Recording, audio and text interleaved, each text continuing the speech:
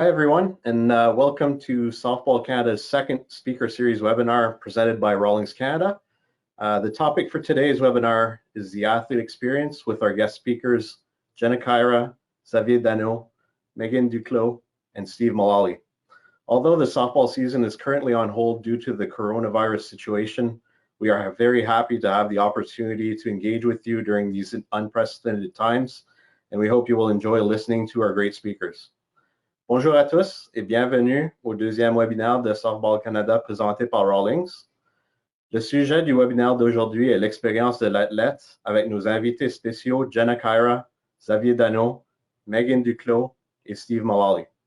Quoique la saison de softball est en pause en raison de la situation COVID-19, on est heureux d'avoir la chance de nous engager avec vous lors de ces temps et que vous aimeriez écouter à nos excellents invités. On est heureux d'avoir deux invités francophones sur ce webinaire et leur partie du webinaire aura lieu uniquement en français. Sentez-vous libre d'entrer vos questions pour chacun et chacune de nos invités en tout moment dans la boîte des questions sur votre écran. We are pleased to have two francophone guests on this webinar, and their part of the presentation will take place in French. Feel free to type your questions for any of the speakers as you think of them throughout the webinar in the questions box. We will answer as many of them as possible during the Q&A portion of the webinar at the end.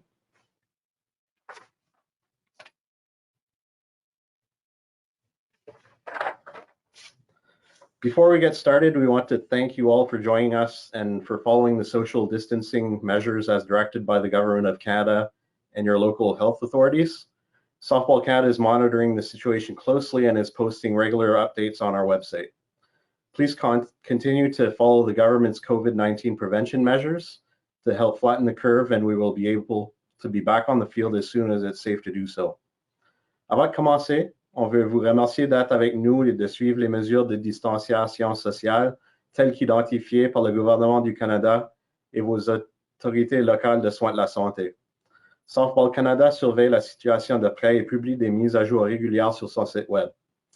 Veuillez continuer à suivre les mesures de prévention du gouvernement du Canada pour aider à rétrécir la courbe et on sera de retour sur le terrain dès que ce sera possible d'y retourner en sécurité. My name is Leblanc. I'm the Manager of Marketing and Communications at Softball Canada, and I'll be your host for this session. I have had the opportunity to watch and cover each of these four national team athletes, and I'm very happy to have the opportunity to help them share their stories. So allow me to introduce our first guest, Steve Mullaley, a member of our men's national team program from 2006 to 2019, who competed in a total of 5 Wbscm men's world championships, 1 Pan Am Games, and 2 Pan American qualifiers. His medal count includes 1 gold and 3 bronze at the World Championships, a gold medal at the 2015 Pan Am Games, and a gold and a silver at the Pan American qualifiers. Welcome, Steve. Thanks for having me, Jills. You couldn't have found a better picture for my profile? Sorry about that. We have so many of them and all of them are bad. So I know, I've been chirped all day. That's okay. So first of all, in September, you announced your retirement from international play after 15 years with the Canadian men's national team program. Congratulations on an outstanding career with Team Canada. Has this decision sunk in for you yet? I'm not sure. I don't think so. It's something that I gave a lot of thought to. It was the most difficult decision of my playing career for sure, but I don't think it will really sink in until I see the team playing out there and having to watch it at home. But I've come to terms with it. I know it's the right decision, and when I look back, I'm really proud of the career that I've had and the experiences we've been lucky enough as a team to go through, and to be able to top it off by winning what we set out to achieve with the Pan Am Games and the World Championships in 2015. It's something I'll always look back on and be proud of. Let's go back to where your softball journey began in your hometown of Freshwater, Newfoundland. How old were you when you started playing softball, and what do you remember about the type of player you were those days? Oh, well, I started at around 5 years old. I was wearing a glove, I think, as early as 3. but just started playing in the local league. Slow pitch started when I was around 5, and really started getting into the fast pitch at an early age, around 10 or 11. And our hometown is less than 1,000 people. So I spent a lot of time at the ball field with my dad. And when I started playing fast pitch, he has, it's a funny story where he asked me to bring a softball up to his workshop, and he drilled a hole down through the middle of it. And I was, what are you doing with my ball? So you'll see. And he put clothesline wire through it and measured out about 30 feet. And then we went down to the ball field, which was right below his shop. And he started swinging it around his head and going through the strike zone and making the ball rise and the ball drop. And then I started to try and hit it that way. And that really got me loving softball at an early age. And then going into watch the St. John Senior League and watch guys like Colin Abbott and Ward Goss and John Hill and these guys play. That's when it really sparked the love of the game for me. Good. Did you ever dream you would have the opportunity to play for Team Canada? I dreamed about it. I can remember the moment I dreamt about it, actually. And there was a Canada Games identification camp in St. John's. So Dad drove us in, and it was about 200 kids from across the province. And one of the things we were all excited about is that Colin Abbott was coming out to be a guest speaker. And we were around 13 or 14 years old at the time to go play, trying to get noticed to make the 2001 Canada Games team. And seeing Colin Abbott there talking to us in his Canada gear, he answered our questions. That's when the dream of making Team Canada was on my radar. You know, it was a long ways away, but having a guy like him to look up to, who set such a great example, who became the best player in the world, that's where the dream started for me. Right. So over the last decade, the men's national team has had a very strong contingent of Newfoundlanders. Can you explain when you first crossed paths with some of them and talk about the close friendships you've developed? Yeah, well, when we look back now, it's unbelievable to see the presence of the Newfoundland players, not only on the 17-man roster, but on the 40-man talent pool. And that's not by accident. That's actually the fruit of seeds that were planted a long time ago, which started with John Hill. And he got our 2001 Canada Games team playing in the St. John Senior League, which is arguably one of the best leagues in all of the world. And that development at a young age allowed players like myself and Jason Hill, Blair Isigal, and you look at Ryan Boland, Sean Clary, and Shane Boland, these guys to make that jump to the ISC. And we had Colin Abbott there to look up to in that regard. And we also had Robbie and Sean O'Brien from Newfoundland and Sean Wooden. So we knew what was out there in terms of setting a goal for ourselves. And I was lucky. We got notice on the ISC circuit. Jason Hill and I went away in 2004. And then that's when we got introduced to the players on the national team, getting to see them up close. And, you know, over the years, got to play with Colin, and which was a thrill after looking up to him so long. Got to play with Robbie and Sean O'Brien and Brian Wolf and these guys. And then over the years you see the other guys starting to make that jump to the ISC and get noticed. And I'm so proud of the players, of everyone involved in organizing and setting up our success to be able to do that. So there's too many friendships made to speak about right now, but it's something that I'm incredibly proud of. Awesome. So we'll shift our focus now over to the Canadian Championships. Before we get into the incredible success you've had over the last several years at the men's level, can you talk about the first Canadian Championship you attended and how that experience was for you? Yeah, that was in 2005 in St. Thomas.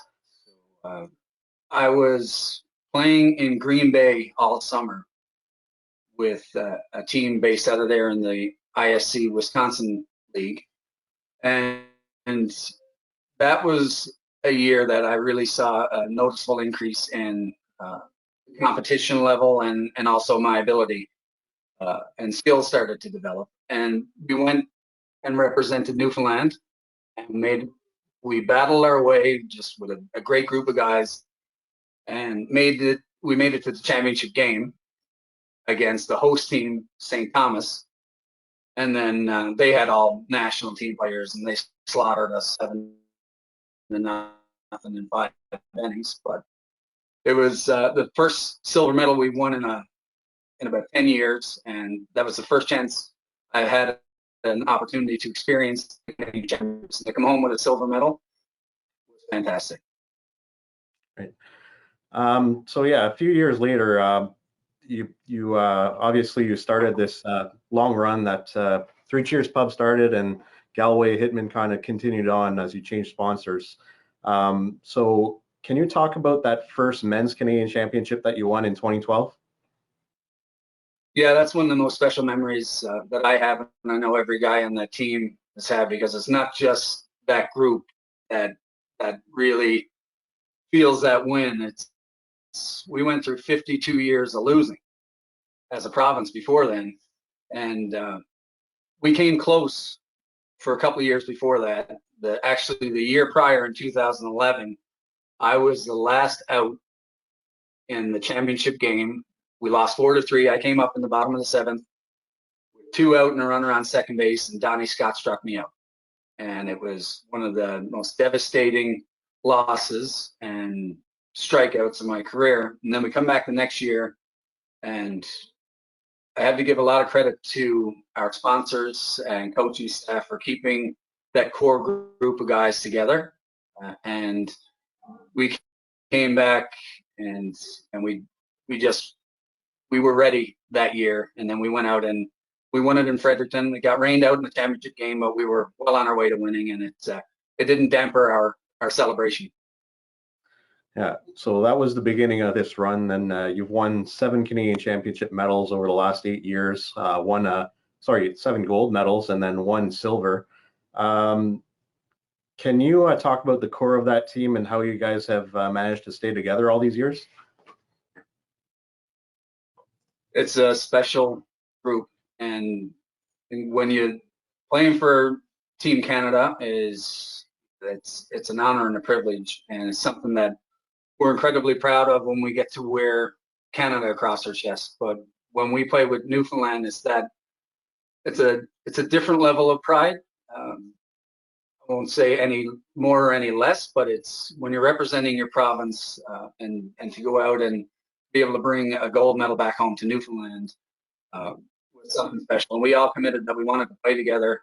Everyone kind of checked their egos at the door. It didn't matter what role was given to each player. Everyone wanted to step up and do their best, and feel so grateful to be a part of that group. And then you see the success that we've had, and then that's also translated over to the national team program.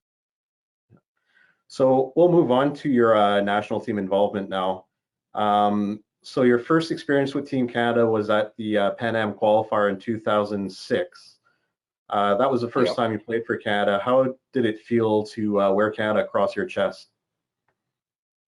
So after dreaming about it for so long and putting in summers away and grinding to try and get noticed and develop, when my journey to the national team is different than most. I made it without attending a camp, and it was through players that I played with, like John O'Brien, Robbie O'Brien, Ryan Wolf, who, when a spot opened up last minute because Keith McIntosh couldn't come because of a family issue,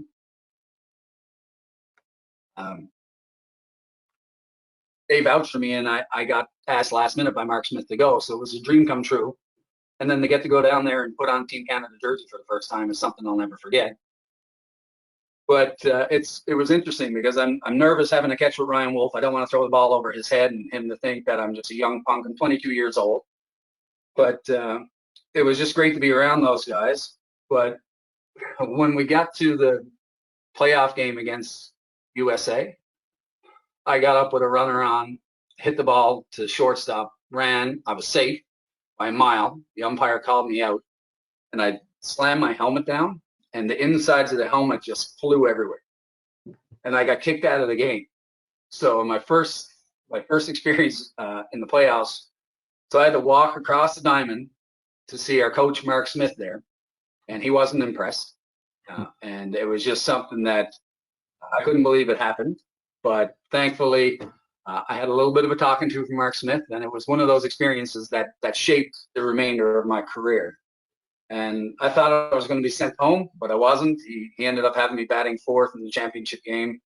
We came up shy, lost in extra innings, but kind of like the Canadian Championships, my first experience in a Team Canada jersey, we made the championship game and came home with a silver medal.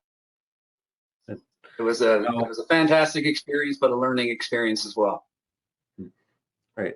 So fast forward 3 years later, you played in 2009 in your first World Championship in Saskatoon, and that team was filled with experienced players that had been around the program for a long time.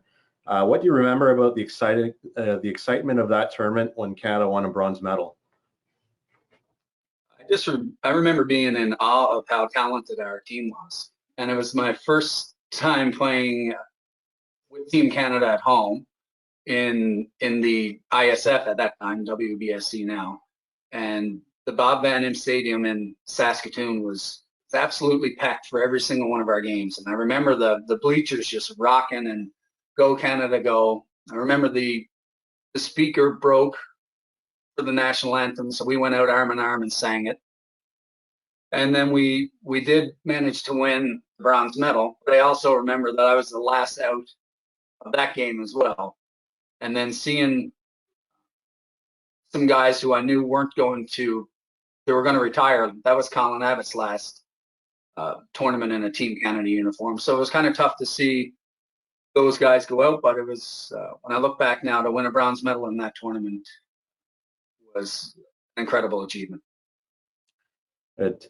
I know you're a consummate team player and don't like to talk too much about your individual accomplishments, but we can't go through this webinar without talking about winning the world title in 2015, also in Saskatoon, where you hit 3 home runs and drove in 7 runs in the gold medal game.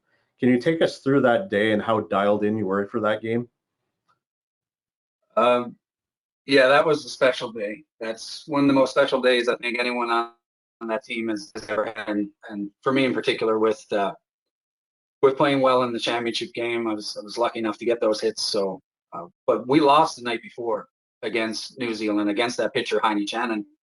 He struck me out 3 times in the game before that. So I'm back in our hotel room. Hilly and I have roomed together for 16, and so he's seen me go through slumps before. But I was in a bad way that night. I felt really down. But it wasn't the first slump, and it won't be the last. But was able to rebound. We had the saying, it was win 2 on Sunday, and we had a chance to do that. We went out. We knew we had the team, and Sean Cleary threw an absolute gem of a game against Venezuela, and our bats.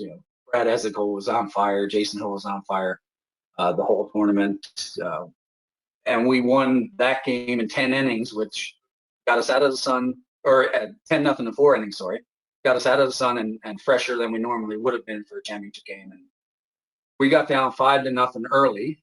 What I don't think a lot of people realize is that they had bases loaded with 2 out, up 5-0. They're 1 hit away from having enough runs to mercy. Evan McCullough bared down when he came in and got that big out. And then Brandon Horn with a huge double. Matty Waugh was locked in the entire week, a huge hit. Then Captain Clutch, Brad Ezekiel, hits a home run. I struck out my first at bat that game, which added to the pressure, but I was lucky enough to get a good piece of my second at bat for a solo home run, and then every kid's dream playing fast pitch I had come true. I got a chance to come up with bases loaded, down by a run in the championship game, and my previous at bat, I knew what I needed to do to lock back in. It's just something clicked, and then the first pitch, I got all of it and it went out. And then my next at bat, he came with another one down the middle that I put competes on as well. So it's something that myself, my teammates, and my family will look back on for years and years, and I'm incredibly proud of that as well. Yeah, and that's certainly an accomplishment. I don't know if it's ever happened before, even, or if it ever will again. 3 home runs in 1 game and driving in that many runs to put the team up. That's awesome. So a few weeks after winning that world title, you guys went to Toronto for the Pan Am Games in 2015, and you had the opportunity to win gold in back-to-back events, the World Championship and Pan Am Games, which had never been done before either. How cool was it to represent Team Canada in the Canadian Olympic Committee in a multi-sport games like that? That is the highlight, but winning the ISFs and then getting to do both at home, to go in just to participate in the Pan Am Games is a privilege, but to do it at home and then to bring back a gold medal for the larger Team Canada, not just Softball Canada, was when we came back from the bus, because we had a 45-minute bus ride back from Ajax. When we came into the athletes village and got off the bus, the entire Team Canada contingent were there giving us standing ovations. I get chills when I talk about it. But to be able to play in that and have family and friends around, it was surreal. And then the way it all ended, we had Brad Eslical again and Sean Cleary throwing one of the best games I've ever seen pitched. Brad was hitting the ball on the screws all week and not getting a hit. And he was getting kind of down on himself, but he had no control over where the ball was going. And then he stepped up in the biggest game and launched another home run, which is no surprise to us. And we went on to win that game, and it was a celebration like none other. So looking back on your career, you've been fortunate enough to experience a wide range of opportunities to grow as a softball player. What advice do you have for young athletes who aspire to play for Team Canada? I think the best advice I can give is some of the advice I've received along the way. I've been very fortunate to have a lot of great coaches, sponsors, teammates, and mentors. I've made my own mistakes that I've learned from, but those guys were certainly willing to share advice with me. And I remember Sean O'Brien saying to me very early on that if you surround yourself with good people, great things will happen. So I've been very fortunate enough to have played with some of not only the best ball players in the world, but the best people I've had a chance to come across. And so try and surround yourself with people who share your ambitions, share your goals, but you need to hold yourself accountable. It's the work that nobody sees that pays off when it matters the most. And it's don't get too down on yourself when things aren't going great. Don't try and put all the pressure on your own shoulders. It's a team sport for a reason. And everyone gets to wear the ring when you win and the gold medal when you win. And it's not just on one person when you lose. So, and it's a game. It's meant to be fun. Fast pitch softball is the best game in the world, in my opinion. I don't have it here now, but if you saw my wedding photo, you'd see Jason Hill, Robbie O'Brien, you'd see Nick Shales, all my best buddies from playing softball. And I got to shout out to my buddy Kenny King, who was standing, he's my best friend growing up. You make friendships playing fast pitch softball that'll last a lifetime. You make memories that'll last a lifetime. Try and enjoy it along the way. Great. Thank you, Steve. For anybody out there who has questions for Steve, make sure you enter those in the question box, and we'll get to a question and answer period at the end. Thanks, Steve. Thanks, Jill.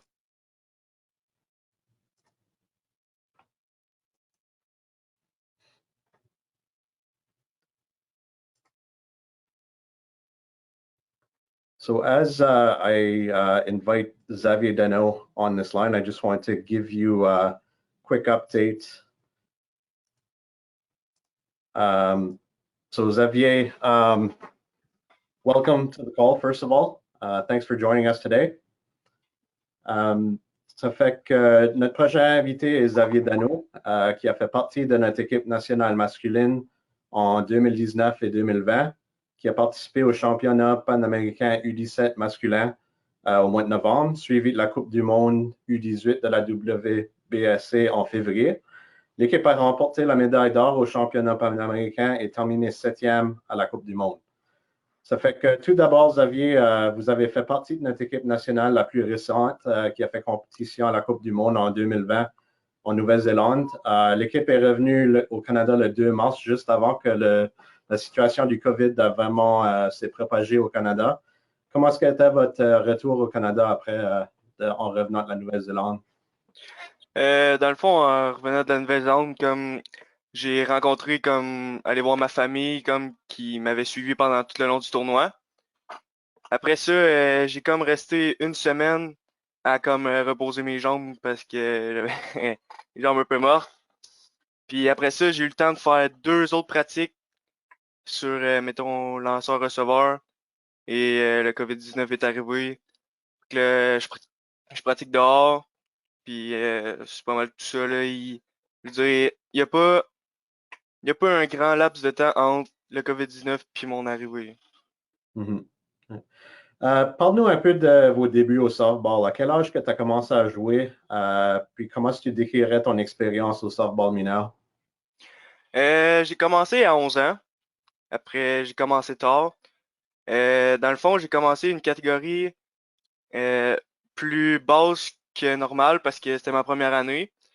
Fait que c'est ça. Là, mes coachs m'ont comme donné ma première position, là, receveur. Que là, j'ai pratiqué beaucoup. Dans le fond, pratiquement tous les jours avec Jean-Yves. Puis là, dans le fond, ça fait beaucoup de nouveaux amis, que ce soit à l'école ou avec, dans le fond, un peu n'importe où là, dans la vie. Puis dans le fond, c'est pas mal ça. Là. Ouais. Mhm. Okay. En 2018, vous avez participé à votre premier championnat canadien au niveau U16 à Interkip. Peux-tu nous Ouais. parler de votre expérience à ce tournoi-là?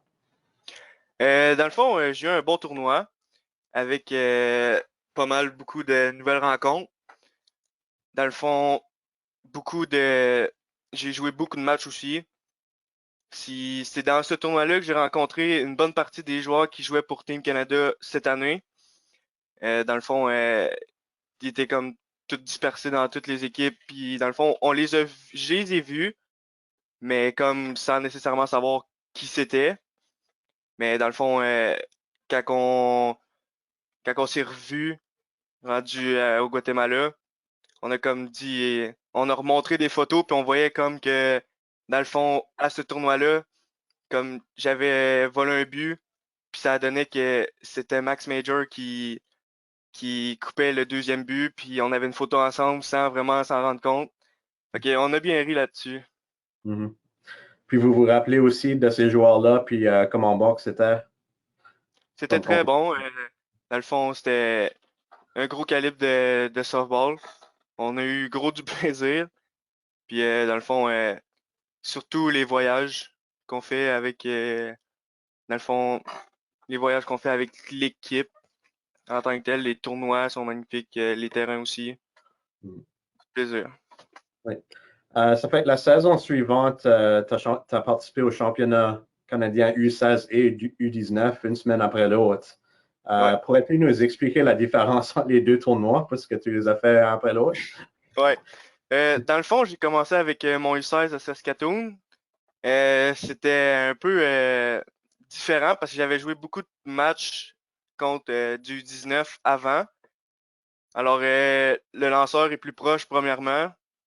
Fait que c'est un petit peu bizarre. Mais dans un sens, c'est ma catégorie d'âge. Fait que c'était un peu normal que je sois là. Après ça, après le tournoi, que j'avais comme joué toutes les games, en fait, toutes. Dans le fond, j'avais joué 2 games à ma position catcher. Puis le restant, j'ai tout joué au shortstop. Dans le fond, là, c'est là que j'ai comme développé une deuxième position. Après ça, en arrivant au U19 à Sound, j'ai joué toutes les games, 2 catchers, puis le restant dans le diamond. C'est pas mal, mettons, que les jambes à la fin des 2 semaines étaient un petit peu molles. Mais on a réussi à avoir beaucoup de plaisir avec les gars. Encore là, j'ai vu les, les autres gars qui étaient d'âge U19 qui jouaient pour Team Canada aussi. Encore là, il y a eu des photos. Puis dans le fond, pendant le tournoi U19, la première game, on jouait contre Shallow Lake. Oui. Puis là, ça a fait qu'on a joué au tic-tac-toe sur une balle, comme deux charpies, puis on joue au tic-tac-toe. Fait que là, on recommence une game, on lance la balle au bord. Mais là, ça fait que c'est Reece Yancy, un lanceur qui jouait pour Team Canada, qui attrape la balle. Qui finalement, on joue, puis là, ça donne que c'est moi puis lui. Puis là, en arrivant au Guatemala, on dit tu te souviens-tu de la game de tic-tac-toe sur la balle, la première game du 19? Puis là, on a eu encore beaucoup de plaisir sur ça. On a refait une autre partie au Guatemala. Puis c'est pas mal ça. On a eu beaucoup de plaisir. Beaucoup d'un nouvel apprentissage, point de vue jouer n'importe quelle position, comme qu'on peut dire, n'importe où. Puis c'est pas mal ça, ouais. Ouais. Ça fait que vous avez aussi eu la chance à travailler beaucoup avec Jean-Yves Doucette du programme masculin au Québec. Pourrais-tu décrire son style d'entraîneur, puis comment est-ce qu'il vous a préparé pour la Coupe du Monde? Dans le fond, Jean-Yves, c'est un coach matinal. Fait que, dans le fond, 3 fois par semaine, on allait au gym de l'école où est-ce que je m'entraînais à 6h30 le matin. Parce que mon école commençait à 8h30. Fait que je m'entraînais le matin, puis après ça, je commençais mon école. Fait que Jean-Yves, c'est un coach qui aime la discipline. Que quand que ça marche pas, c'est un coach que tu peux aller le voir, qu'il pose des questions, il va toujours être heureux de te répondre. Puis que c'est le premier à, si tu lui donnes de l'effort, il va te donner comme, si tu prouves que tu veux jouer, il va, il va te donner du temps pour que tu puisses performer. Si tu veux, voyons, si tu donnes tout ce que tu as, il va donner tout ce qu'il y a aussi. Je veux dire, il peut pas, il, il donne, il donne son temps en fonction de si, genre, si tu donnes ton temps à toi, il donne le sien. OK, parfait. Parlons un peu du tournoi de qualification au Guatemala qui a lieu au mois de novembre. Vous avez remporté la médaille d'or à ce tournoi-là. Peux-tu décrire tes émotions après avoir remporté la médaille d'or? Euh, c'était, euh, c'était magique. La banderole champion, tous les joueurs en arrière, la photo, les paillettes qui volaient en or dans les airs. C'était magique. Après ça, après cette photo-là, tous les supporters de Canada sont venus sur le terrain avec nous. Là, il y a eu des photos avec le trophée qu'on nous a donné de la Wbsc, des photos avec la banderole, toutes les photos avec, dans le fond, des souvenirs avec les joueurs, puis le drapeau aussi. On a eu, dans le fond, tous les parents, même si, admettons, même les parents des autres joueurs prenaient des photos avec tout le monde, je veux dire, des souvenirs pour que ça dure le plus longtemps possible, mettons. Mhm. Parfait.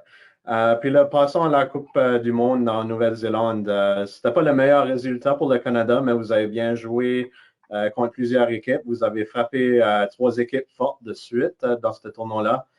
Pourrais-tu juste nous parler un peu de l'expérience de voyager en Nouvelle-Zélande, puis comment est-ce que c'était de jouer contre la compétition si élevée? Dans le fond, la Nouvelle-Zélande, c'est la deuxième fois que je sortais du pays, autre que le Guatemala. Fait que dans le fond, en arrivant là-bas, on était comme on était comme dans une université. Fait que là, on voyait les équipes du Japon qui étaient à côté de comme notre petite résidence. Fait que là, mettons, voir les personnes des autres équipes avec un nom de pays sur leur chandail, ça fait différent que voir un chandail de province, mettons. Tu t'embarques sur le terrain, là, tu vois que les gars sont prêts, qu'ils sont là pour jouer à balle. Là, ils sont tous mindés softball. Puis, dans le fond, juste avoir le CRES Canada, c'est insane, là. Tu peux pas avoir comme une sensation plus forte que ça. Tu sais que tu représentes ton pays. Fait que tu sais que tu dois donner ton 100% à même pas ton 100%, ton 100%, ton 160% pour que tu donnes tout ce que tu as tout le temps, tout le temps, tout le temps pour que ton pays soit représenté le mieux possible. Parfait. Merci beaucoup, Xavier. Si vous avez des questions pour Xavier Daneau, vous pouvez les mettre dans la boîte de questions. Merci, à plus tard.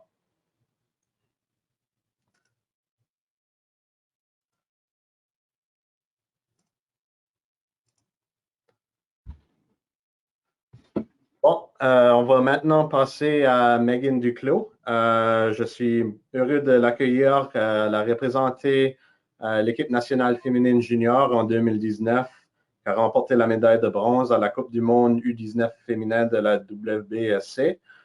C'était la toute première médaille remportée par l'équipe junior. Bienvenue, Megan. Allô. Allô. Ça fait qu'on va commencer au début. Tu es originaire de Saint-Eustache. À quel âge que tu as commencé à jouer au softball et auprès de quelle association? J'ai commencé à environ 5 ans, puis avec Saint-Eustache, fait que les teams de Saint-Eustache, ouais.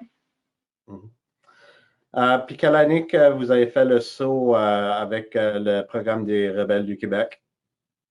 Quand j'ai eu 13 ans, j'ai eu l'opportunité de faire les tryouts, fait que j'ai fait l'équipe, puis par la suite, j'ai été repris année après année, fait que depuis que j'ai 13 ans.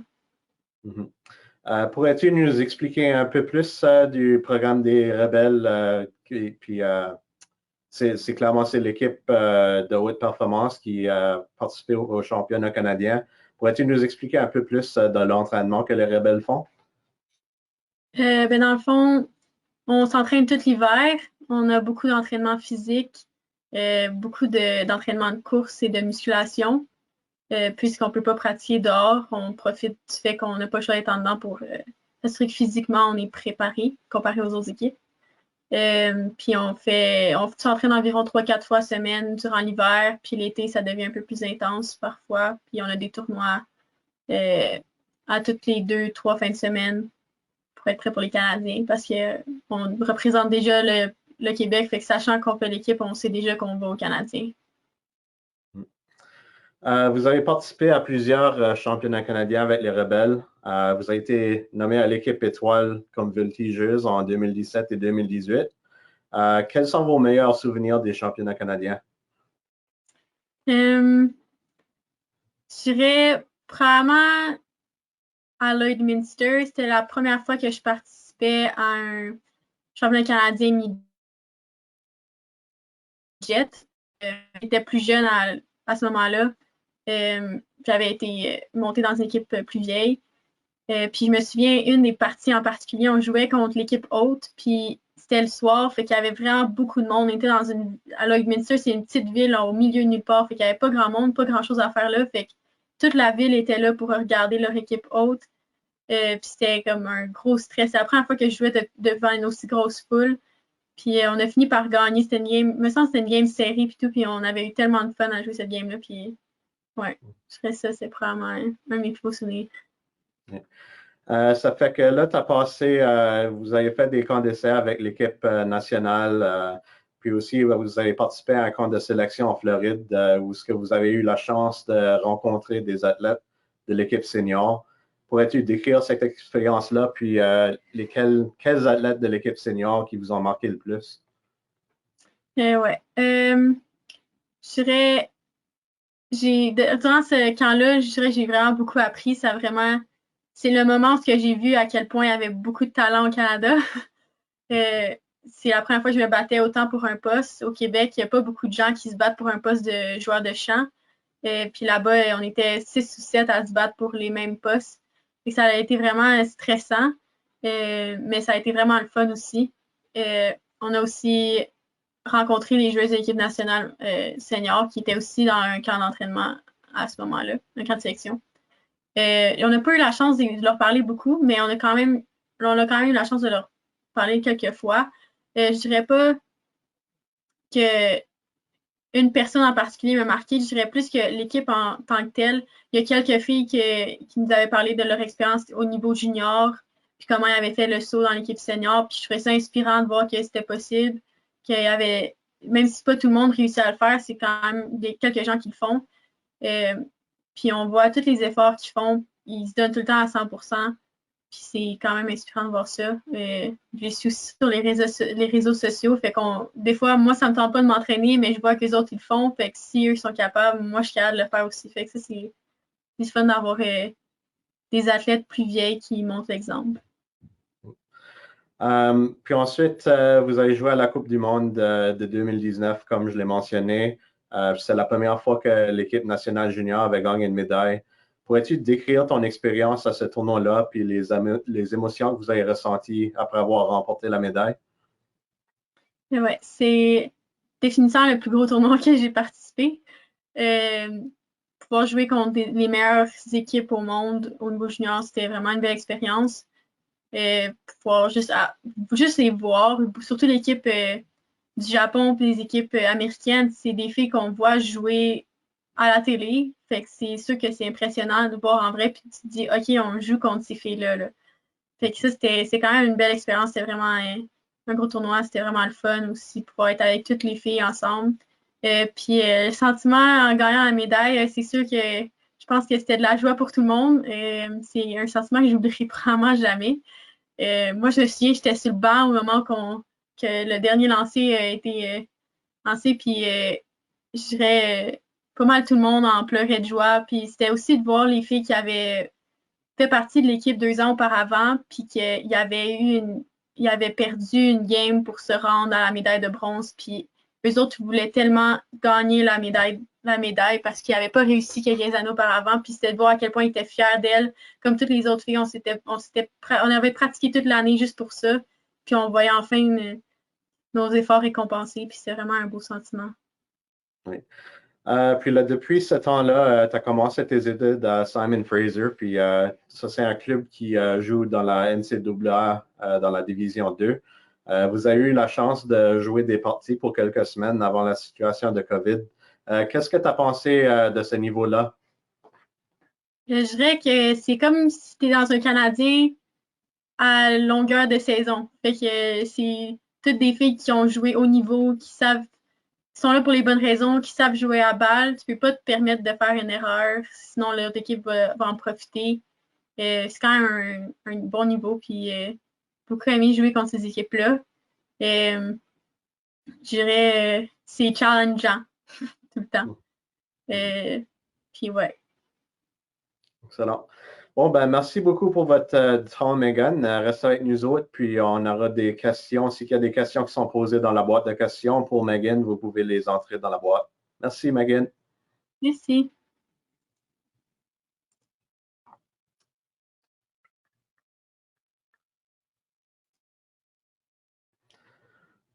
So we will now move on to Jenna Caira. Thank you so much to both Megan and Xavier for being on with us. So now we have Jenna Caira joining us, and don't worry about time, Jenna, because we'll go over with questions for an extra 15 minutes. So I'm not going to be cutting you short or anything like that. I'm really happy to have you with us. You played on our junior women's national team in 2007. And you've been part of our women's national team program since 2009. Jenna's played a total of 4 world championships with our women's team, winning bronze in 2010 and 2018, 3 Pan Am Games with silver medals in 2011 and 2019, and a gold in 2015, along with numerous other tournaments that our women's national team plays in throughout the summer. And she's also a current member of our women's national team that's training for the 2020 Olympic Games, which will take place in 2021. So welcome, Jenna. Thank you for having me. Yeah. So let's start at the beginning, Jenna. You grew up in Toronto. Can you talk about what type of player you were in minor softball and at what point you fell in love with the game? Sure. I started playing softball when I was 4 years old. I grew up in a small town of Oak-Ridges, Ontario. Both my sisters played softball, and Nadia specifically was a pitcher. And I just looked up to them so much. And I just remember twirling my arm around in the kitchen, in the malls, in the driveway. I would do anything just to practice. I just absolutely loved it. So I just think that from a young age, I just grew up with the sport. I loved it, and I just wanted it to be a part of my life. When I was 4 years old, it's such a vivid memory that I've actually shared with a couple of teams who I've spoken with over the course of these couple of weeks. And I remember my uncle having his big camcorder and he goes, Jenna, what do you want to do when you grow up? And I remember saying, I want to play for Team Canada. And I remember asking my parents not too long ago, and I was like, did you plant that seed? Like, where did this come from? And they said, no, you came up with that all by yourself, and that was your own personal goal. So that's a little story. I've been a pitcher since I was 4. I played a little bit of first base. As a pitcher, I did hit too. I don't do that anymore. I've been known to be a workhorse. That was how I was known in the minor years. I just loved practicing. I loved being able to spend time with my teammates over the summer. In the off season, you know, I put in a lot of time individually to perfect my craft. I would pitch Wednesday, Thursday, Friday from 7 to 9 p.m. every week in the off season, starting in October through April. And then I would have my team practices on either Tuesdays or Saturdays. And it's just because I wanted something really great. I really wanted to, I set goals for myself where I wanted to be the best pitcher in Ontario. And then that moved to wanting to be the best pitcher in Canada.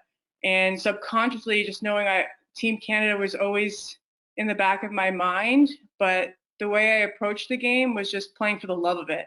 And I think that really, hopefully, people saw that come through every time I stepped on the field. Right. So let's talk about your Canadian Championship experience. You played with the Markham Jaguars and won 4 straight Canadian Championships, 2 at the Bantam or U16 level and 2 more at the midget U19 level. How did that run of success shape your softball career, and what was so special about that team?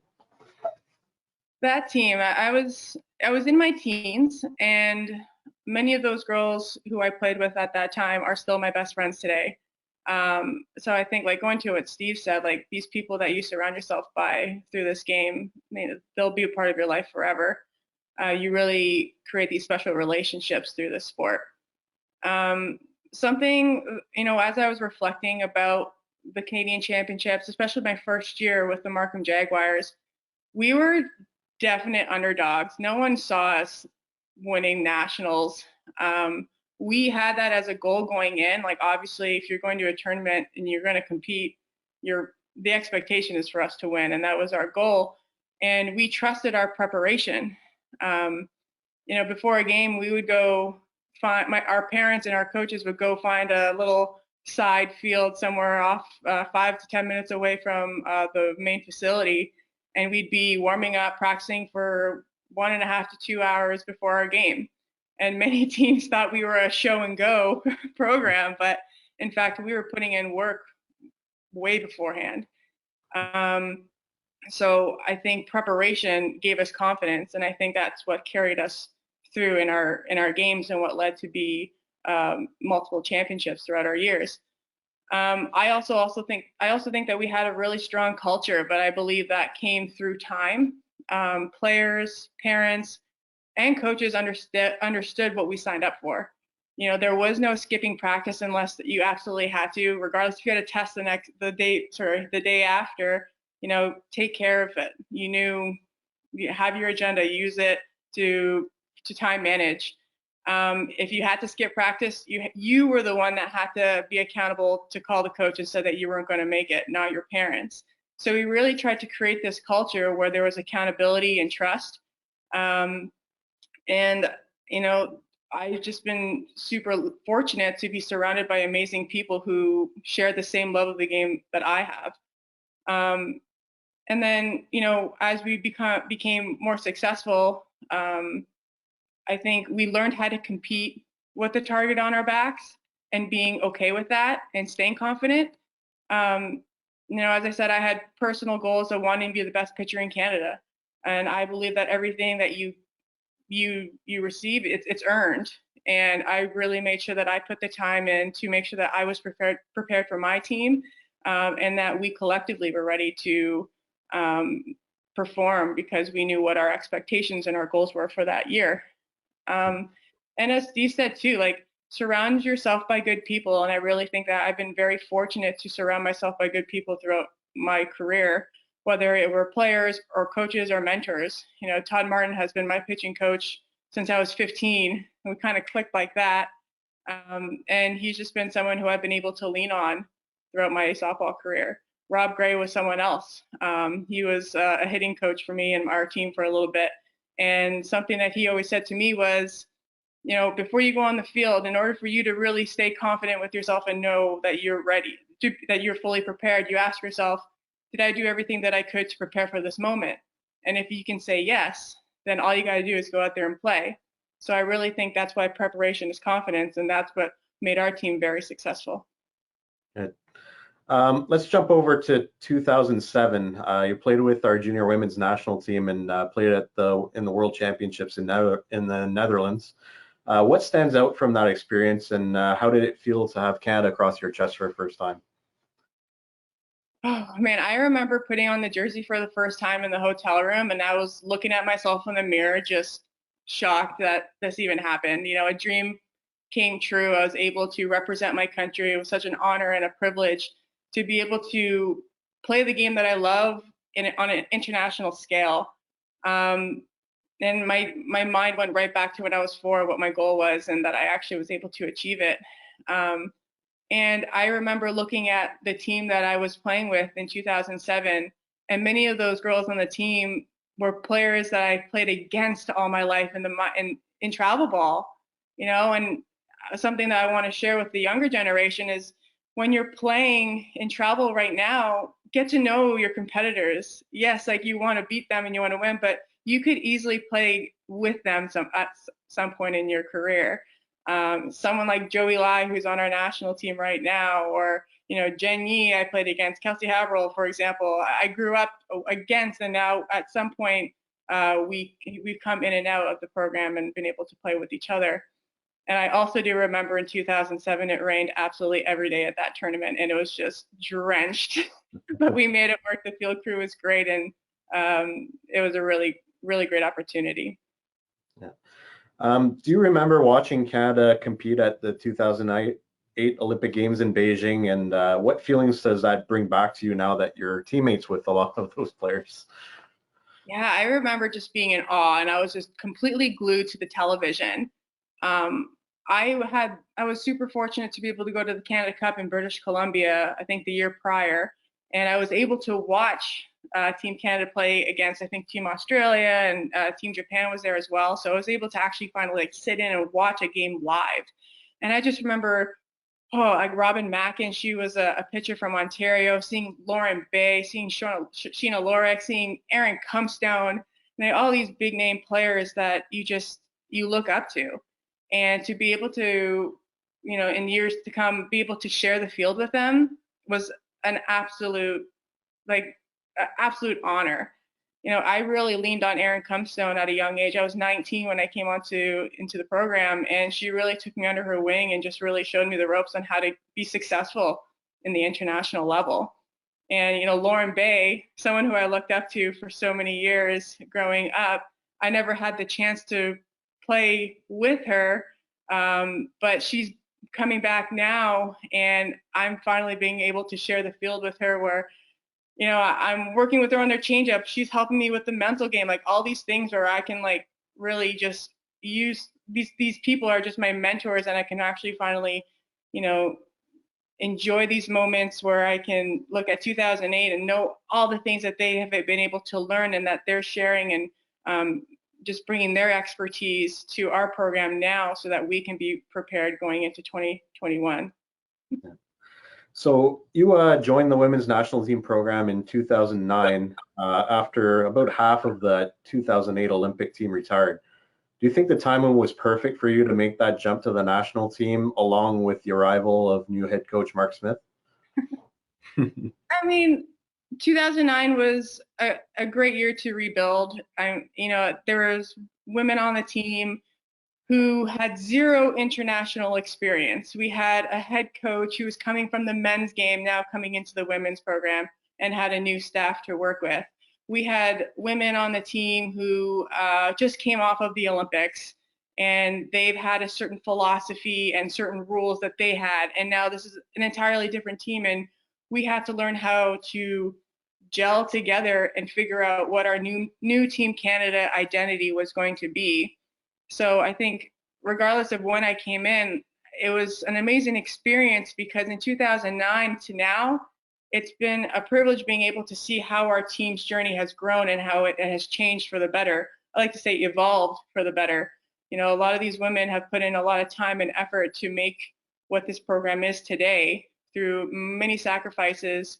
Some women have families. Some women have quit their full-time jobs or their full academics to be where we are today, to ensure that we win a gold medal for Canada. So it's kind of like a nice, full circle, where there are women on our team who are coming from 2008 and have had that experience, and now they're sharing their expertise for where we are today. So I think it's just been an evolving, it's been like a nice way for us to really grow as a team, and it's a very special team to be a part of. Good. Let's talk about 2015, the Pan Am Games in Toronto, which is where you're from. So you had a lot of family in the stands and able to follow the team there. For such a high-profile event like that, how was it to win gold on home soil and beat the U.S. in the gold medal game in extra innings? I will never forget the energy in the stadium. As you said, I'm from Ontario, and we don't really get to play in Ontario. So the fact that we were able to play on home soil, like Canada, but in Ontario specifically, that was super special for me. And I know that it really played an emotional, it played on the heartstrings of so many people within our team. But being able to win a gold medal at home is something that we've never really been able to do at an international level. And I remember Coach Smith saying, listen to them. And you could hear the crowd just being like, Canada, Canada. And he's like, go take it, like, go do it. And our team, even before the game, I love sharing this story. We were on the bus, our 45-minute drive to Ajax, and everyone has their headphones in, just trying to get into game mode. And it's so quiet, obviously. And all of a sudden, Sarah Groenewegen just starts belting the national anthem on the bus. And everyone's like, what? And then we all just started joining in. Now, I don't think we should be a choir or anything, but it was just so emotional. And it was such an amazing moment for our team, where you could tell we were confident, we were ready, and we were ready to do this for our fellow Canadians on home soil. And when we went into the game, like, we just played with so much ease and confidence that it was just one inning at a time. And, we didn't blink, and we just pushed as hard as we could every inning. And that moment in 2015, I think, really took our team to another level, where we really truly believe that we can compete and beat anybody in the world. Now, after that gold medal win, you kind of stepped back from the program a bit, and you wanted to focus on your career, which was certainly understandable for any of you that are playing into your 20s. Can you talk about when you learned that softball was going to come back to the 2020 Olympics, and how that might have changed your mindset in your softball career? Yeah, so after I retired and after 2015, it took me 3 days to push send to give my resignation letter to Coach Smith. It was very emotional, but I knew I needed that for myself in that time. But when I found out that it was back in the Olympics, I was working with Canadian Tire Corporation in their PR department. And I remember seeing the article come up, and I was like, this is so excited for the sport and for our team, like for the members who were still there and just, staying with it and competing. And I took the article and I posted it on Workplace, our Facebook at work. And I wrote, hallelujah, like it happened for us, like so many years of waiting and here is the opportunity of a lifetime. You know, for me, I just continued with my days. I continued working full time, and it wasn't until March where Coach Smith reached out asking if I'd be interested in participating in a few tournaments with the program. And he said, it's like riding a bike. And I remember through that discussion via text, I took a screenshot of it, and I still have it today, because it was a moment where, you know, having a coach really truly believe in you still, even after taking a year off, and knowing that the time that you took away to figure out your personal self, you know, there was still something deeper, and there's something more that we could accomplish together. And I'll always be very grateful for him reaching out and giving me this opportunity again to come back with the program. It's great for the sport. I mean, softball is so amazing, and I'm really excited to be able to showcase our sport on the world stage. Great. So thank you so much for your time for joining us today, Jenna. We're going to take a short little break here. I'm going to show an ad from our great sponsors at Rawlings Canada, and then we'll get into the question and answer period after for about 15-20 minutes. Okay, thank you. Hey guys, I'm Chelsea from Rawlings. I'm one of the product managers here to talk to you about the Rawlings pull strap system on our softball gloves. Our softball gloves have two different openings. One is a conventional back, which is a set size on the back of the hand. The other is a pull strap that you'll see like this. The genius idea behind these pull straps is that it's a dual pull system so that you can fit it exactly to your hand size. If you pull these two knots, think about knots, tighten the glove, and then if you pull in this direction, it loosens the glove. This helps girls of a range of hand sizes be able to get the perfect fit on their hand every time they put this glove on. Welcome back, everybody. So I'm just going to go through some of the questions that came in, quite a few. So I'll start off with the first one for Steve. In a high pressure situation, you just go up and hit, and what are your thoughts when you're at the plate? I've been fortunate enough to have a lot of those experiences and opportunities over the last 20 years, but I like the way Jenna put it. And I had Rob Gray teach me a lot about hitting as well over the years. And it was, you don't want it to be a fluke if you come through in one of those situations. It's when you walk up in a pressure situation and you know that the work has been put in, the nerves tend to go away a little bit easier, and you can focus on the next pitch that you're going to face versus the what ifs that can go through your head. And trust me, I've been there 100 times where you're in the batter's box saying, if I strike out, my team loses. If I get a hit, we win. But in the situations where I've been fortunate enough to come through, I'm proud to say the work was put in. And the biggest thing that I've incorporated into my game was a routine of taking a deep breath, recognizing the moment when you're in it, but not getting caught up in it, I guess is how I'd like to describe it. And I developed a routine of just taking a deep breath, and I wouldn't get into batter's box if I had any sort of nerves going through my system. I'd call time and step out. And my method of doing that was just staring at the barrel of my bat, taking a huge deep breath, and then focusing on hitting the next pitch, if it's a strike, and letting it go if it's not. So it may sound simple, but putting the work in definitely calms the nerves in that situation, and having a routine that you can rely on definitely leads towards success. All right, and we have a couple of questions actually on your softball future. So obviously you've retired from the men's national team program, but you do still intend on playing with the Galway Hitmen going forward? Yeah, I'm not done. I still love the game, and I still feel like I can play it at a high level. And the competition is something that's never going to leave my system. But there's and all these guys here can attest to it. The playing at Team Canada level and the commitment required, the sacrifices that need to be made are not just your sacrifices, and it's something that I dedicated the majority of my adult life to, something that I'm incredibly proud of.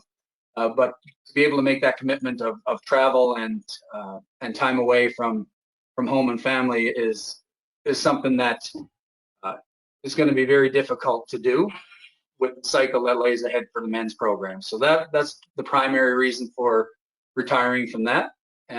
But I still love the game. I still feel like I can contribute and help my team win. And I don't want to go a summer without seeing my best friends and having to watch in the stands or hear the stories. So I'm definitely going to continue playing with the Galway Hitmen and the Hill United Chiefs. And I can't wait to get back on the field and just start playing the game we love. Good. I'll have one more for you, and then I'll have one for Megan after. So Michael wants to know, throughout your career, you must have come across some physical hardships. Do you have some advice on how you overcame some injuries? Yeah, and I've had a few. I've been fortunate to not have too many, but in 2008, I got up in the extra innings of the ISC semifinal game with bases loaded, tied, and hit 2 outs. I hit a chopper shortstop, and I dove into first base and dislocated my shoulder. And I had to sit out the championship game. Luckily enough, we won. But then I also had to get surgery on that. A mistake I made was veering away from the advice therapists. I still have limited mobility in this shoulder because of that. The physical aspect, if you get into a routine and follow the advice, that will take care of itself. It's the mental challenge of overcoming an injury, of what are you missing out on? What can you do to still feel like you're developing and preparing yourself so that when you do come back and you're physically strong enough to compete, are you mentally prepared to go into those situations? So the advice I would give is treat the injury, don't come back too soon, and do other things that can keep you involved in the sport. If it's a shoulder injury, work on your legs. If study pictures, study film on hitting, and work on your mental game. OK, on va passer à une question pour Megan de Raphaël. Est-ce que le fait de jouer avec Team Canada a toujours été un rêve de jeunesse pour vous? Je dirais que quand j'étais vraiment jeune, non, parce que j'avais pas vraiment conscience qu'il y avait ça. Mais quand je suis rentrée au secondaire, fait que autour de 12-13 ans, ça commençait à être un rêve. Je voyais genre des athlètes un peu plus vieilles que moi avec qui jouaient pour Team Québec, puis qui faisaient les tryouts pour Team Canada. Puis après ça, j'ai fait, je veux le faire aussi, je veux faire les tryouts, puis je veux faire l'équipe. Fait que depuis que j'ai 12-13 ans, que c'est devenu plus un rêve, ouais. One for you now, Jenna, from Mike. Have you had any great coaches or influencers that made an impact on your pitching success? Yes. I did mention Todd Martin briefly. I met Todd when I was 15 years old. At that time, I didn't have a pitching coach. I was going off of what I had learned maybe in the younger years. I didn't have a changeup, not a good one anyway. And Todd was the guy that came in and showed me how to throw it, and I learned it in a day. And he says that it's because he's such a good teacher. I say it's because I'm such a good student. But he has certainly been an influencer from a pitching perspective for my entire career. He's been at the highest level. He's won at the highest level. He understands exactly what I'm going through, and it's really nice that I have someone that I can lean on when I need it. And, you know, he's been an amazing mentor to me. Someone else that he's not my pitching coach, but he made a really big impact on me at a young age my old coach, Bob Acton, when I was 12 years old, as I said, didn't have a changeup at that time, but he put me in a position where I was in relief, and we were winning, and we ended up losing that game, and I got a no-hitter. So I walked everybody, and what he made me do during those innings of play was he made me throw the changeup in really tough positions. So there's a runner on third, throwing it on a 2-0 count, like all these awkward times where I wouldn't usually throw the changeup. And I remember going under a tree by the field and just like crying to my 12-year-old self. And he came to me after and he's like, I don't care that we lost that game. What I wanted from you is to challenge yourself and know that I'm here to support you and your growth as a pitcher. And so that had left a everlasting imprint on me in terms of the way I've grown as a pitcher. And when I coach, I try and do that and challenge my players as well. You know, I really want them to know that they are in a safe space. I'm here to help them grow. And the only way to get better is by putting yourself in uncomfortable positions. So those two people have definitely made an impact on my career from a pitching perspective. Have one here for Steve from Kyle. So what were the adjustments that you made from facing Heine on the Saturday night game as opposed to the Sunday championship game? I took a pitch. It's as simple as that, really. For me, when I'm hitting well, everything is quiet. Everything seems like it's connected. And it's just the way the hands, head, shoulders, hips, feet, everything connect. And there was something off, and there was also something off in my mind. I was letting the moment take over, and I wasn't letting the ball get to me. And I was starting to press. So I remember after striking out the night before, I went back and I was really down on myself, feel like I let the team down because I got up in some situations where had I performed better, we probably would have won that game or given ourselves a better chance to be in a position to win. And I just, after every game, Jason Hill and I, we debrief, and he kind of reined me in a bit, saying, you're one of the better hitters in the world. You got to trust it. Tomorrow's a new day. And when we played the game against Venezuela, we faced another left-handed thrower. I hit a home run in that game, so I got my confidence back a little bit, only to go back out and strike out in my first at-bat of the biggest game of my life. Oh, God, what am I going to do? So I decided when I went in that I'm going to take a pitch. I'm not going to swing because I swung at the first pitch in like every at-bat against Heine Shannon. And then there's just something clicked in when I did swing on a 2-0 count, and I fouled it back. And then from that moment, it's just like a light switch went on, everything clicked back into place, and every swing after that, I put a good swing on the bat and went over the fence. Pour Megan, j'ai beaucoup de questions de Paulette, ça fait que ça doit être ta mère ou quelqu'un de ta famille. Pourrais-tu nous parler de tes prochaines ambitions au softball?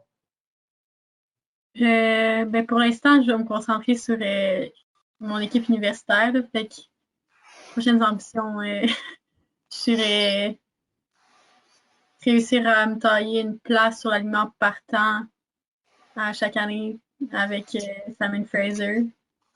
C'est tout, je pense. Oui. So Jenna, this one's for you from Jane. What kind of support do you want to see from Canada and the softball community at home during the Olympics next year? Support.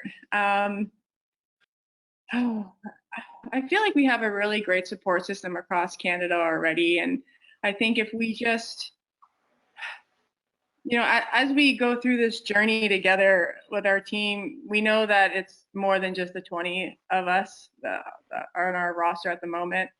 And anyone that can watch a game, retweet, go on social media, write that you're with us, I mean, that's amazing in itself. Play the game, show up to camps, ask the questions, attend these types of things that we're putting on for you. Anything in terms of support, just help continue to grow the game, because after 2021, our sport is out of the Olympics yet again. So how do we continue to focus on the younger generation to ensure that Team Canada softball maintains its strength as the powerhouse sport? Okay, another one for you. How can I have, this is a young player, how can I have a positive mindset when I'm pitching? And when I'm not pitching so well, how can I build myself back up mentally? It's a heavy question. I mean, I think the first thing you need to do is remember that you're human and nobody's perfect. And for me, I'm on Team Canada and I have failed numerous times. And it's important to know that when you're struggling, it's a moment where you can learn from. Take failure as an opportunity to learn. So on days where I struggled a little bit, you know, I may have felt like really bad, but I go back to trusting my prep and trusting my training, knowing today just wasn't a good day, but tomorrow I'm going to show up and do my best again. You know, like that's the only thing that you can honestly control is your attitude and your effort. So on the days that you're struggling a little bit, you know, remind yourself of that. Take the learnings from the game that you may have struggled a little bit and try and find the positives on how you can incorporate that into the next game. One little story that I can share is when I was at Syracuse, I just remember being in a little bit of a rut. Like I couldn't really find my groove. And I remember talking to my catcher and I was like, man, like I just got to see someone swing and miss at one of my drop balls. Like someone swing and miss. Like I'm not feeling right. And she's like, oh, like my dad, like he was like recording the game. Like I actually have one of the games from last week where you pitched really well. Like I can get that for you. I'm like, yeah, please send that to me. So I literally like, this is where I am as a pitcher. Like I took one clip of someone literally swinging and missing at one of my pitches and I watched it for 45 minutes. And it was just swing and miss, swing and miss. And I just saw my ball move and I saw swing and miss and I just saw success. And that helps me get out of my little ruts. So I think you just have to think about what works for you, what are you feeling at that moment, and what are ways that you can get out of this. And something that Steve actually mentioned was the power of the breath. In the moment when you're in a game and you're struggling and you're questioning yourself, take a step back, go to the back of the circle, big inhale, big exhale, and just focus on one pitch at a time. I really have a really great relationship with my catcher, and so if I'm ever struggling, I try and slow the game down a little bit, bring her in, have a little conversation, 30 seconds. It can be non-softball related, it can be strategic, whatever you want, but just slow the game down and really start changing your mindset to saying, I'm struggling, but going from failure, but taking it as a moment of growth and learning. Okay, une question pour toi, Xavier. Qu'est-ce que tes prochains objectifs au softball pour toi? Dans le fond, mes prochaines c'est de surtout tailler une place sur pour une équipe pour les Jeux du Canada. J'aimerais ça aussi faire l'équipe senior Team Canada aussi. Dans le fond, c'est un de mes rêves que j'ai depuis que j'ai commencé à jouer. Fait que là, j'ai commencé en bas de l'échelle, j'essaie de monter jusqu'en haut. Fait que dans le fond, on va continuer à travailler très fort puis continuer à s'entraîner pas mal tous les jours. See. All right, so we'll end with this one for Jenna. So first part is how many hours a week are you training right now? And then the second part is what's the biggest challenge you're facing now as a player after the Olympics are now postponed for an extra year? Okay, so hours of training right now in quarantine, I'm assuming is the question. This is all COVID-19. Well, maybe we can do both. How many hours do you train in a regular, off season? And training in the gym and like in terms of strength, speed, and cardio, we train 6 days a week. We get Sundays off. And I could easily be in the gym for 1.5 to 3 hours long by incorporating all those things. And then in addition to the strength training, conditioning, we have 2 to 3 hours of softball a day. So For me, pitching, I pitch 4 days a week. One of those days I just do long toss for about 30 minutes, then work on my spins. And then the other 3 days are working on sequences and going full out with my catcher. So that's what that looks like. Right now, in terms of training, we do have our strength program that has been modified due to what we have around us. So something that I'm really trying to embrace is be okay with what you have and embrace and use what you have. You know, it's okay that I don't have my trap bar. It's okay that I can't do a pull-up right now. But how can I still strengthen my body in the best way that I can with what I have? So we're doing modified strength workouts maybe 3 times a week, and then we've been encouraged to try other things. So I'm doing yoga 5 days a week in the mornings with my friend. I'm staying connected with her that way. I'm doing one of my Markham Jaguars old teammates. She leads bar classes, BARRE. And so I'm just trying different ways to stay active and stay focused in that way. For what's the biggest challenge after? So can you just repeat the second question? What's the biggest challenge after? Yeah, after the announcement that the Olympics were going to be postponed for an extra year, what's the biggest challenge that's come out of that? Yeah, I mean, like as we were training as a program, you know, we're trying to peak to be ready for July, and I think we were really on target for that.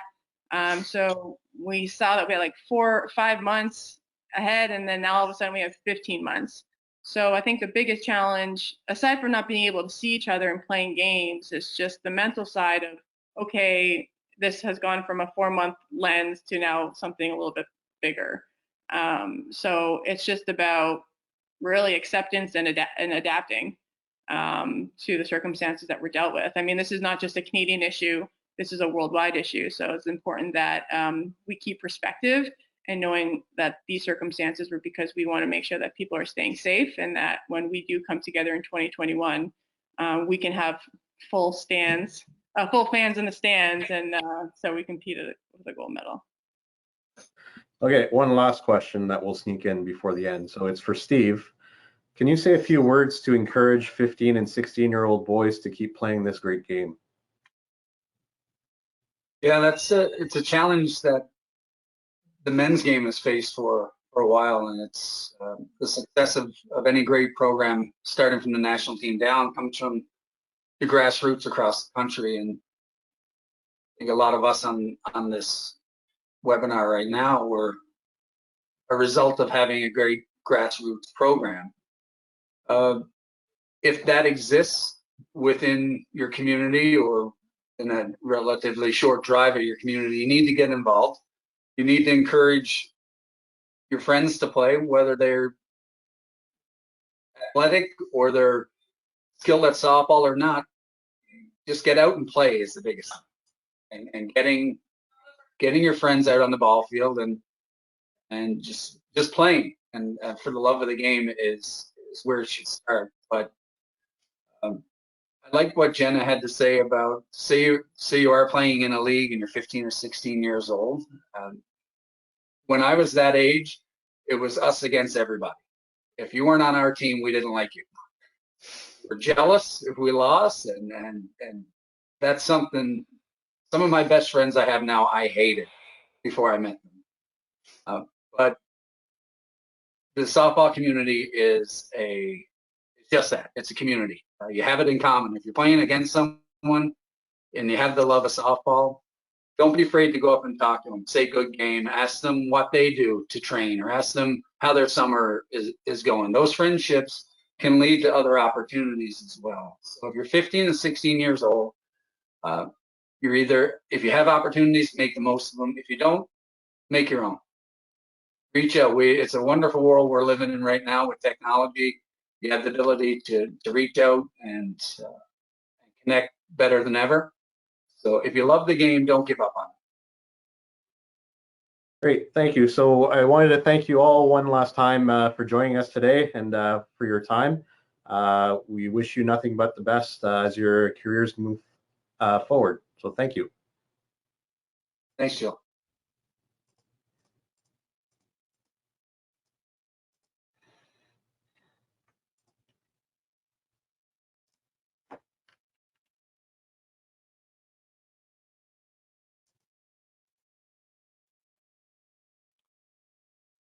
So that wraps up our question and answer period. Thank you so much for joining us today and for sending your great questions. If you have any comments or suggestions, feel free to send them to myself or Angela Ballantyne at Softball Canada. The next webinar we're going to have will be Coach's Corner on Tuesday, April 28th at 2 p.m. Eastern Time, covering the topics of the team culture and selection, qualities of a competent coach, and practice planning. Joining us will be men's national team head coach John Stewart, women's national team assistant coach Melissa Basilio, and former junior men's national team assistant coach Jean-Yves Doucette. We hope you'll join us. Cela conclut notre période de questions. Merci beaucoup d'avoir participé et de nous avoir envoyé vos excellentes questions. Si vous avez des commentaires ou des suggestions, veuillez les envoyer à Gilles Leblanc ou Angela Ballantyne à Softball Canada. Le prochain webinaire, le coin de l'entraîneur, aura lieu mardi le 28 avril à 14h de l'Est et couvrira les sujets de culture et sélection d'équipe, les caractéristiques d'un entraîneur compétent et la planification de séances d'entraînement. Avec nous seront l'entraîneur-chef de l'équipe nationale masculine John Stewart, l'entraîneur adjoint de l'équipe nationale féminine Melissa Basilio et l'ancien entraîneur adjoint de l'équipe nationale junior masculine Jean-Yves Doucette. On espère que vous y serez.